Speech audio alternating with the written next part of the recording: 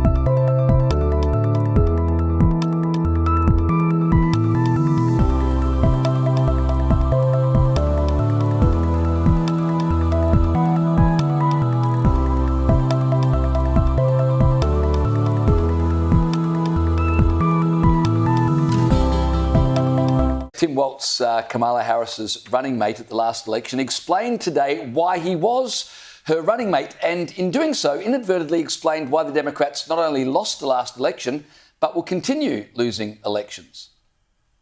I knew I was on the ticket. I would argue because we did a lot of amazing progressive things in Minnesota that improved people's lives.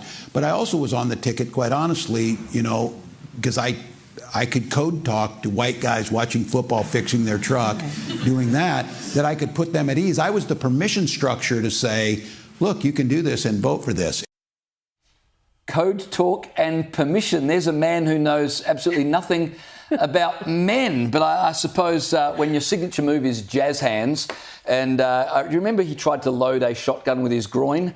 And then, of course, he's been nicknamed Tampon Tim because of his penchant for putting tampon bins in boys' toilets in his home state of Minnesota. It was probably a weird choice to try and appeal to white guys who like sport and trucking. But weirdest of all was imagining that his primary value was that he was white and a male, rather than, say, his experience or his ideas or his... Now, that's the kind of identity politics I can get behind, James. And that is why the Democrats will be out of office for a long time if they're still thinking that's the difference. Imagine thinking that men need you to code for them or give them permission to vote for a black woman. White blokes who love sports and trucks don't need code, they just need plain truth. And the truth is that Tim Walz was never the guy to appeal to the average American bloke.